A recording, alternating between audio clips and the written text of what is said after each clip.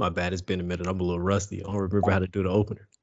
It's been like 4 years. What are you talking about?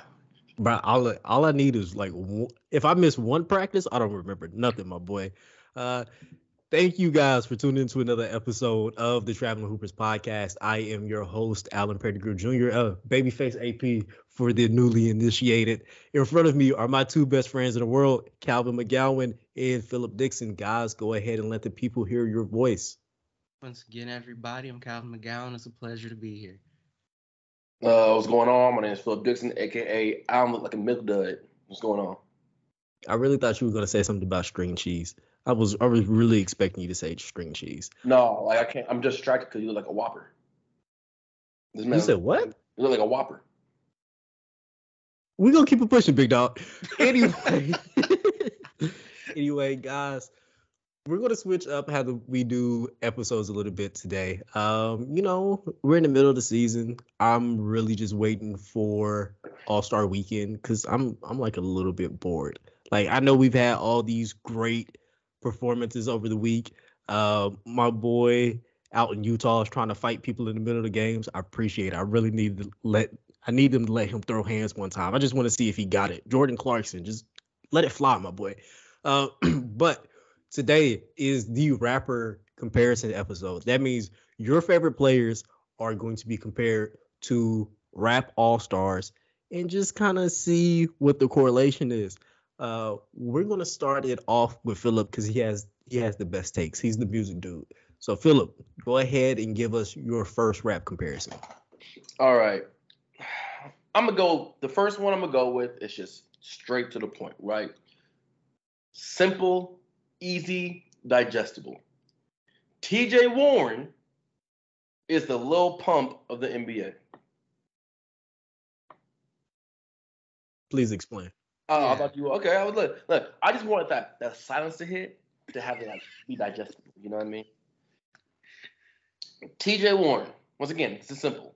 TJ Warren had a stint in the bubble where like every NBA player or every NBA fan, knew his name. Everybody. Where's he at now? Most people don't know. He's in Brooklyn. Most people don't know. He cut them little braids with no hang time off. Then no one even recognized him no more. Lil Pump had a low run. Low run like 2018, 2019. Where he at? You tell me. Where he at? I can't tell. He had that one song with Kanye. I love it. You know what I mean? It's a family show. But he had the little song with Kanye for a little bit. You ain't heard from him since. As soon as Kanye started doing the Sunday service, you ain't heard from Lil Pump since. TJ Warren, exact same thing. Man, I didn't expect that. I'm going to swing for the fence with this one. This dude's already in the news cycle. It's been a minute since we heard from this other dude, even though he is having a good season. And that's D'Angelo Russell in Little Romeo. Look, when we were younger, they were both that dude. D'Angelo Russell coming out of Montverde was supposed to be the next one up. If you really follow high school recruiting, he wasn't probably like your elite 5-star, but you knew about D'Angelo Russell and that win streak that was going on with Montverde. He had the big homie, just like Little Romeo had the big homie, which is his father. That's a completely different thing. I'm not saying Ben Simmons is his father, but he definitely played a bigger role than D'Angelo Russell did those early years with Montverde. But when he went to Ohio State, that became a whole nother thing. His swag was on 10. Everybody wanted to do the hairstyle just like him. And Little Romeo had that same experience. He even went to a Division I college to play basketball. Now, we didn't hear a ton from him at USC, but he was at USC. He was also there. Because he was friends with DeRozan. Exactly. Look, but all you need is the big homie, just like Little Romeo. Little Romeo got there because of the big homie. D'Angelo Russell's stock shot up because he was playing next to the big homie. And for a while in the league, we didn't really hear good things about D'Angelo Russell. Just like for a while, we didn't really hear a lot of good things about Little Romeo. I remember when he was doing the ICDC commercials. Yeah. I do too. Wait. And as far as I'm concerned, that's D'Angelo Russell's stint with the Lakers. It wasn't a great look, even though he had the opportunity to be really good. And he's still around. Like we still talk about Lil Romeo. I might be confused. Because in my mind, and I'm trying to retract myself and think about how did I think about Little Romeo when Little Romeo was like, popping. Little Romeo in my mind was always the off-brand version of Bow Wow. And so he was never the dude in my mind, like ever in my life. I would see him on Saturday mornings, like when I get my hair cut, and they have like the Romeo show on like the television. And that's like it like and I was like, oh, he hit that one hit in this one little thing. But he Master P's son. He never had a real identity to me ever. I always thought he was just like literally the great value version of Lil Bow Wow. Like D'Angelo Russell when he came out of Ohio. Right? State. He came out of Ohio. People were like, he on ESPN, like, oh, this dude's gonna be that guy. You know what I mean? He's a guy, but he wasn't that guy. You know what I mean? He turned out to be not that guy. But like different expectations in my mind, I think. When your dad is who your dad is, for Little Romeo's instance, he was supposed to be next up. He was supposed to be the second coming, and he wasn't. Just like D'Angelo Russell, we all thought this is the young dude that pairs with Kobe and takes the Lakers into the next stratosphere. That man was gone before his rookie contract was over. He might in like 15 years, you might literally be able to place D'Angelo Russell with Bronny James. In how many years? 15. 15 years, you might be thinking about the exact same scenario and go, Bronny James could be comparable to Lil Romeo. Because the dad status, but also it really depends on how Bronny does in the NBA, because we all know he's going to be there, deservingly or not. He's going to be the NBA. So how he looks in the NBA, we're going to find out real quick. But this might be a comparison you can make in the future, though. This is a bar. No, I agree with you on this one. Hey, look, I'll admit this was a bit of a stretch, but I liked it when I came up with it a month ago, and I'm going to ride with it. Calvin, it's up to you, my friend.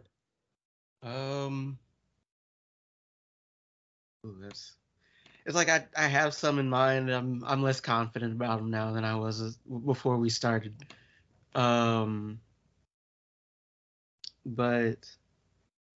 what? Okay, the one that as I'm thinking of, the thing is I didn't stop to think about justifications.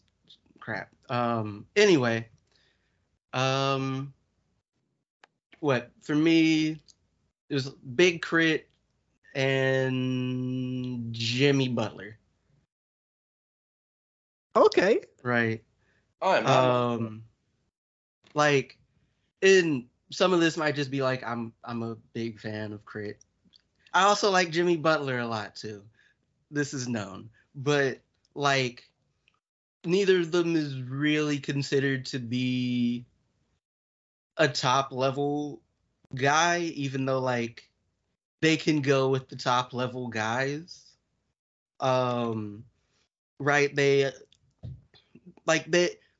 basically just elite, like dudes who can put in elite level performances, even though they're not typically considered those guys. Like you don't necessarily hear people talk about Crit when you're talking about the tip top rappers, and you don't necessarily hear people talk about Jimmy Butler with the tip top players, even though like you put them on the court or on a track with those guys and they're doing just fine. I think you might have the best one so far. I'm not gonna lie, Calvin. Facts. I'm not gonna lie to you. I'm like, that really like set a high bar. Yeah. Like I think my next two can compete, but no, you got that one, big dog. Yeah. Round one goes to Calvin. Round one goes to Calvin. There you go. All right. I gotta step it up. Okay, I got you. My next one is Carmelo Anthony and Pusha T. right? Hmm. Carmelo Anthony has been around forever, right? 2003, yeah, he had the black ball stints, but like we can kind of gloss over that for right now at least. He's been around forever, just as long as LeBron James, a little bit longer, just in terms of like his skill set and what he does, being in the league and being the presence. Pusha T has been around forever as well. Doesn't matter if it's solo or with clips, he has been around for an extended amount of time. Pusha T, when you look at his albums, when you look at the songs that he does, what are you gonna get? Drug music, Drug bars, specifically cocaine. cocaine bars. You don't go into a Pusha T album and go, man, I hope he blows me away with something else. Like, no. You don't get coke bars, but like the best coke bars you don't ever heard in your life. Right? That's like he knows his lane, he sticks to it, and he became a legend based off that lane. Carmelo Anthony's the exact same thing. When you watch Carmelo Anthony play, you don't go, man, I hope he gets 10 assists tonight. That is not a thing you do with Carmelo Anthony. When you watch him play for what? The mid-range post-ups and the spot-up threes. Right? You make the ISO ball. You watch a Carmelo Anthony game with a specific type of game in mind because you know if he makes or miss, he's going to give you that. Point blank period. And he will go to the Hall of Fame, a legend based off of exactly what we expected of him from day one from year 1 to year 15 to year 18. Pusha T, the exact same thing. Top 10 scorer all time. You got a point. And you can make an argument. That Pusha T is top 25 players overall or rappers overall. You can make an argument he top 25 because he is still rapping about the same things and is still he's been rapping about the same things for the last 15 years and no one goes, I'm tired of that. Right? You being nice by saying 15. Drake has rapped the same thing for 12 years and now people finally going, I'm tired of that. You know what I mean? So for you to rap about the same things and people not really be like the general consensus around what you're rapping about, it's like I'm tired of that, means you are doing something right in your lane. You are innovating in that specific lane. You know what I mean? And so I think with him and the Carmelo Anthony, those comparisons are apropos. But I mentioned this before to you, Alan. I think you could switch Pusha T out and arguably make the exact same argument for Jadakiss. That's all I got. We got our first double comparison in the house. All right, so I'm gonna get a little dicey with mine. I'm gonna talk about two dudes that we're not really supposed to be talking about right now because of legal issues. One is basically blackballed from a lot of big venues right now to perform. The other is blackballed from the NBA with some possible legal troubles coming his way. But when these two dudes first came out, everybody was rocking with them. My dad is a fan of both of these dudes. That's how I know they were supposed to be really good at some point because my dad does not like anybody under the age of like 30. And that's Miles Bridges and that's DaBaby. It took one instance for both of them to pretty much be shunned by the rest of the world. And it is for two different things, but both have to do with some form of abuse. Really? With that being said, Miles Bridges has one of the best high school mixtapes of all time. Like, it's to the point where I go back and I still watch them because it's just It's otherworldly. It's not a lot of 16, 17-year-olds doing what he was doing at that time. He even had some really big moments when he got to the league. Before he had the instance that he had, Miles Bridges was a borderline all-star, and we all thought he was going to help take the Hornets along with LaMelo Ball to that next level where we can stop looking at the Hornets as a poverty franchise, but that's not going to happen. That said, the baby, his first 2 mixtapes and albums, kind of fire. He's doing the same exact stuff, but he's hitting that beat hard every single time. The flow's tight. I can't tell you a single lyric, but it sounds really good. But it only took one thing for both of them kind of just like blow their futures up. I can. Wham. I don't. What? You what, thinking of Lil Baby, I not never, the Baby. no, I never heard about this. You talking about you mean Miles Bridges right, or you right. I'm thinking about Lil Baby. I'm talking about Dub Baby. Don't, the same beats over and over again. I got you. Exactly. Okay, I know about him, but I didn't know about legal issues with Miles Bridges. Google it. Okay. Yeah. We're not gonna talk about it on the show. All right, Calvin, you up? Okay. I feel better about this one, even though I only had the rapper name down that listened to y'all. So I'm gonna go with Zach Fox and Steven Adams. All right. Go with me here. Mm-hmm. All right. So the thing is, they're both. Well, obviously they're both really good at what they do, but like relative to other dudes, they have a particular lane, right?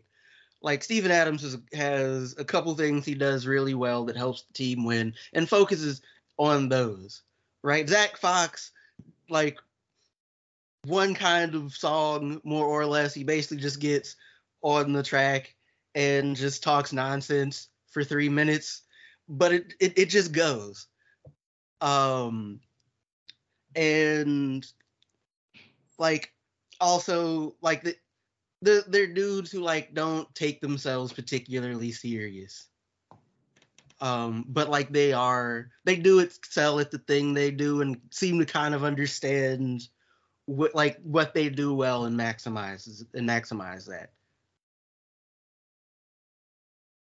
Okay, you got a point there. I really thought you were gonna tell me that Steven Adams is low key hilarious because he is funny, but it's also kind of like it's because you're a giant. Like anything you're gonna do that isn't very mean is going to be kind of funny to us. I find it hilarious that every time Memphis does those walkout videos, you never see him. I find it hilarious that he's just not there. That's because he's outside lifting up the building. Like everybody here doing a little AB, and he in the like who do you think's holding the camera? Hey, it's a tall camera, man. That's funny though. But I think I won this round. I'll give it to you. You can have it. I know I'm not supposed to like say I won, but like I felt like I did, so I wanted to say it. But I'm winning the next round, so all right, I saved my best for last. Did you? Okay. All right. My last round is. I think I have options. I think I'm gonna go with James Harden and A$AP Rocky. James Harden and A$AP Rocky. Yes. James Harden is gonna sound wild. Joel Embiid is to James Harden as Rihanna is to A$AP Rocky. Right? A$AP Rocky is a really good rapper, right? But like you don't really know none of his songs, right? Like over the last 10 years, over the last 9-10 years, A$AP Rocky has been a fairly constant in like the rap game, fairly constant.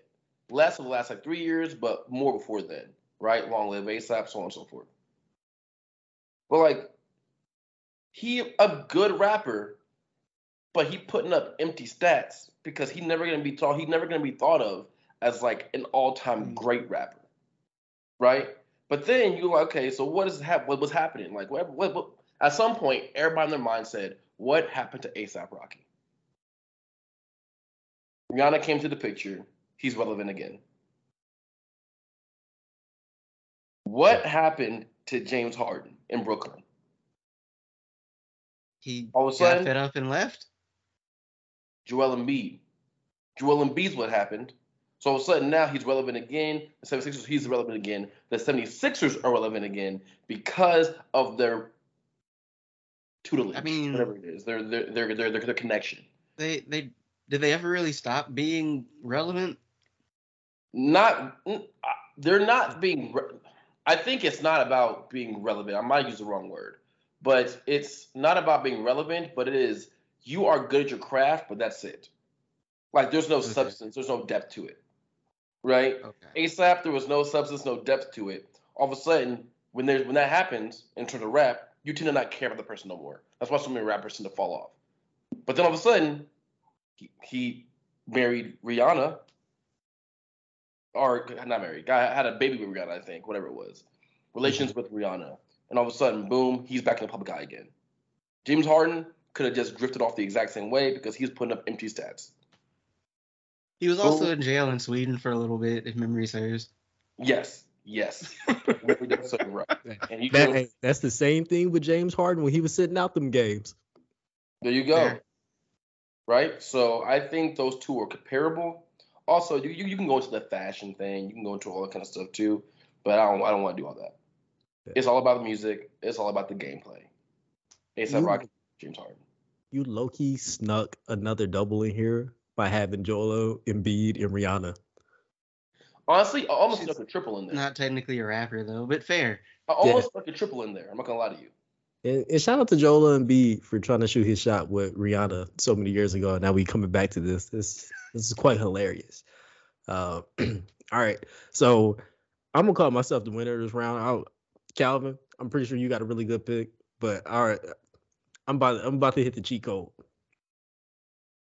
We're talking about two of the most famous people to ever step into this profession ever, and it's probably not going to change anytime soon.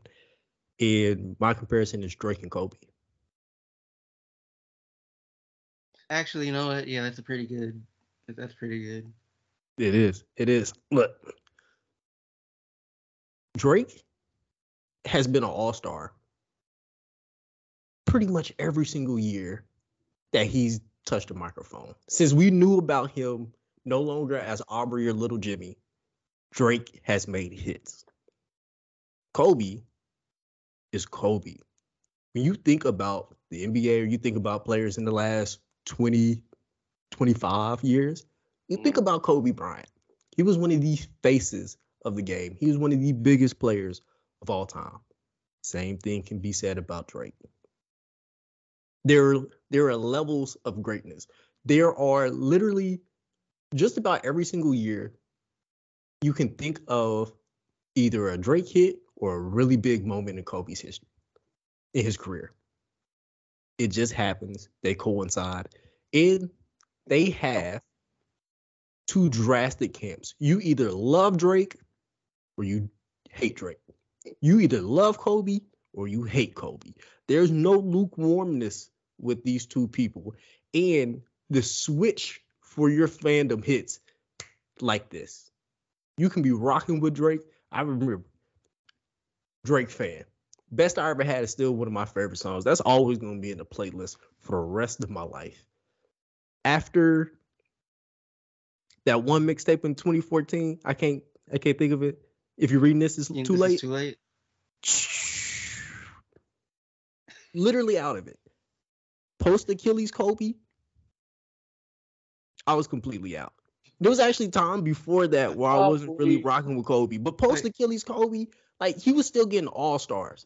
Drake is still out here going platinum and gold. And I cannot tell you a song that he has put out in the last 10 years outside of the songs that came in the album he just did with 21 Savage. So I'm gonna make the argument that like Drake didn't fall off until that Scorpion album, which was just ass. Well, so much for being a family show. My bad. But it was bad. It was lifeless and trash. That's his Achilles tear. Dang. They call Drake album Drake to say that Drake has an album already that was his Achilles tear is genuinely hilarious. Because I mean, I'm with you though. After Scorpion was the album of which he fell off. And he hasn't recovered since. Unless you're a stan, then you are like he never fell off, but like he actively did. I think this is a really good comparison. And they're about the same age of when this happened. Whoa, yeah, honestly. Because remember, basketball, you just age more in basketball. So people be 36, we think of them as 56. You know what I mean? Like, you're not old, you in your 30s. But like, yeah, that happened like 34, 36 with Kobe. And Drake is about that now, so not good. And if you think about the years of you been in a public eye between Degrassi and him rapping, just about as long as Kobe's playing career. Like, it's a lot of similarities between the two. There's a lot of things that you can look at and be like, ooh, that's crazy. But it is what it is. Calvin, it's on you. You can already declare me the winner if you don't have anything. I'm gonna be real. I was thinking because I struggling to come up with stuff prior. So I'm gonna go with this one because it was also one that I thought about before. We'll see how well my justification works, but Montana 300 and Kimball Walker, primarily right back when he was in Charlotte, right? Montana, really good rapper. Right, lots of good work. His friends that he'll have on his songs, a lot of them aren't nearly that good. And like he kind of carries. Well, no, not kind of, like he carries. But he's also not general. Even like I'd argue with Montana, he's like, if he's not at that level, he's not that far off ability-wise from a lot of like the dudes we consider in the top tier of rap. Like he's never had that level of fame or popularity as far as I'm aware. But like he's out here like doing amazing work in relative obscurity and like has been for a while. Calvin, you really tried to comfort me with this pick, my boy, because the run that Kimba had where he became Cardiac Kimba for the rest of the world and the run that Montana 300, like he had like a series of songs and every single one of them was fire. Like, you coming. You got some heat on this one. I should come with a better one. Can I switch mine right now? I got a better one. But we are all tied. Oh, we got to do a tiebreaker. We got to do a tiebreaker. I got one.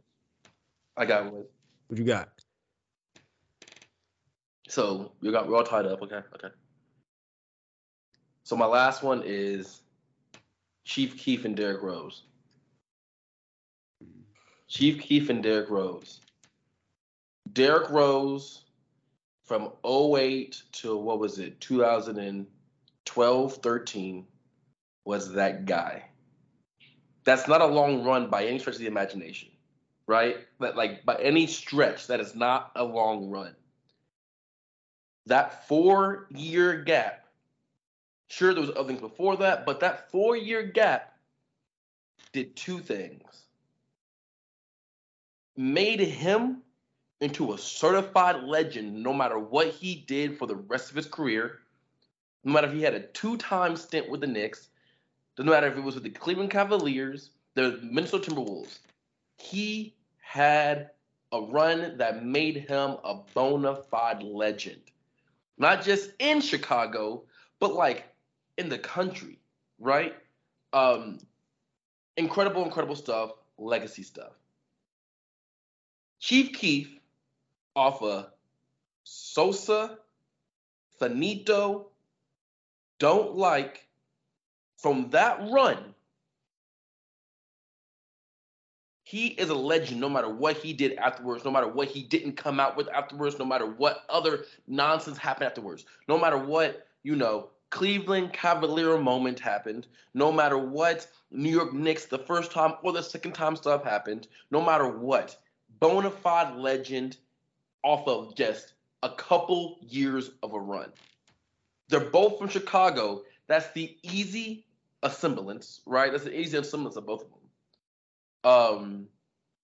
But also the influence they had on other people who came after them, right?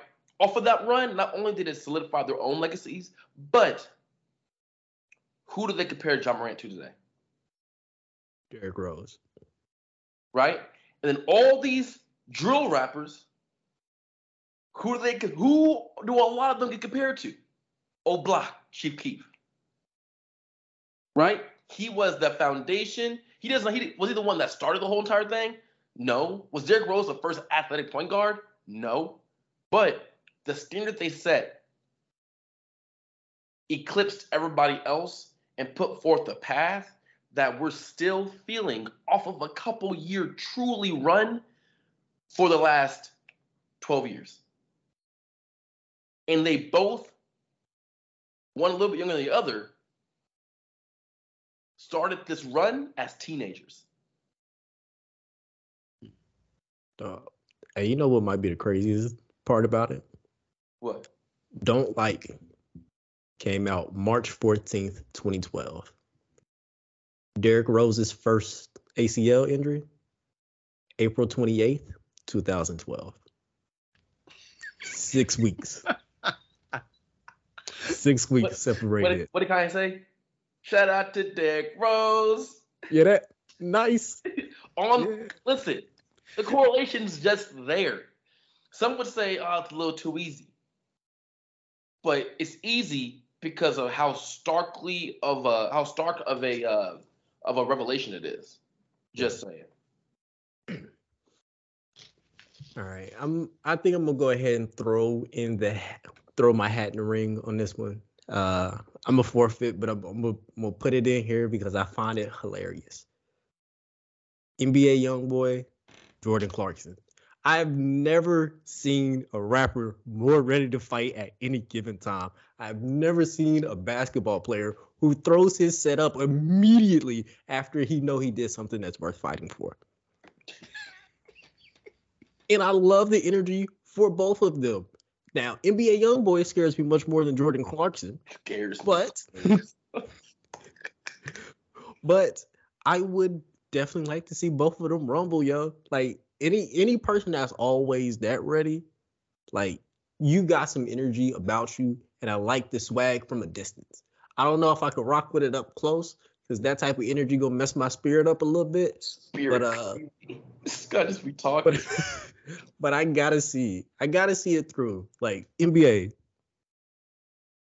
I'm not gonna pay for the fine, but go ahead, let it slide. Let it slide one time. Also, Jordan Clarkson said is like really low. I don't know. He is not protecting his chin whatsoever. But also, like, YoungBoy in prison, Jordan Clarkson didn't look like he want to. Hey, he changed his swag so quick when he got to the NBA. Like, he did not look like the same kid, bro. Oh, he don't look like the same person. Like, at all. It's kind of crazy. Right? It's MU really legend. crazy. MU legend. Absolutely. I mean, not the greatest MU legend, because like most people don't even know him from MU, right? They know him from Cleveland Cavaliers and whatever. He just changed it up as the Lakers and whatever, right? They know him from that. No one really knows he's from MU though, like University of Missouri. So, Calvin, go ahead, throw your hat in the ring, my boy. All right. I had to think about this one, and like it just kind of came to me because I wasn't really sure what a good comp was. But I'm gonna go with Lil Wayne and Dwight Howard. All right. So, like both of them, regardless of how you feel, right, and had there was a point in time where they were one of, if not the best, like one of the best players. Like Dwight was one of the best players in the league, right? Wayne, one of the best rappers. Right, like their peaks were something serious, right? Um, like Locked In when they were fully serious and everything, right? Big stage. Right, Wayne, had a point where like he clearly kind of stopped caring, right? And like just kind of got on the mic, said whatever, and went home, but it was fire anyway, right? Dwight Howard coming off the back injury away, like not on the Lakers, in like Charlotte and Houston, whatever, still putting up double doubles, right? Like he's not like he wasn't as good as he was in Orlando, but like still a solid, like a very good player, like like a player worth having on your team. And right, and like the thing is, I think with Dwight now, and I think on some level with Wayne. And like I say, this is somebody who was guilty of this with Wayne until like the Carter 5 dropped, and it's like, oh, this is what he sounds like when he's serious, because I hadn't listened to him for real. That like there's this thing where I think people kind of forget how good they were at their best, right? How dominant they were at their best, right? Like I think Dwight, even though, right, we often say like he'd never quite had that offensive game that like he probably should have had, was still like a 20 and 10 dude for like at least half a decade. You being nice, but keep going.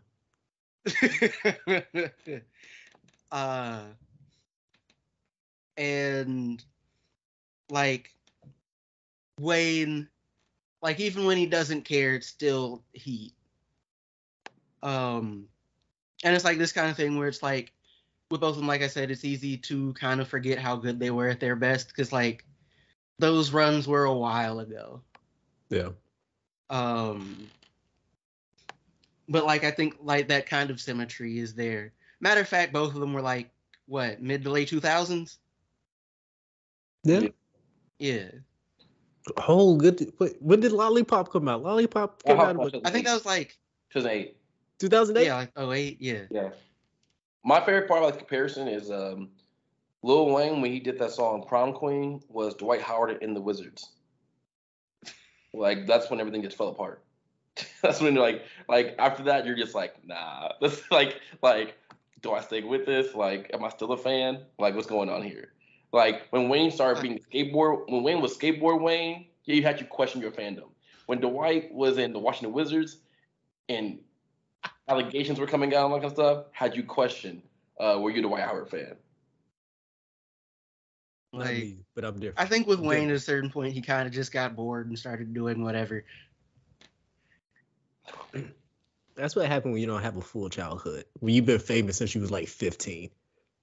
You just start doing stuff when you make it. The Block is Hot came out when he was 14 years old. He was in high school. I got some questions about the baby, but we gonna let that slide for now. That's for another episode. Gar Malone. Gar Malone, baby. Think about it. All right, no, I thought about another it. episode. Okay, cool. Exactly what you mean. That's all I needed. I think that's how we go in the episode. On that little cliffhanger right there. You guys do your Googles. You'll figure out what we're talking about.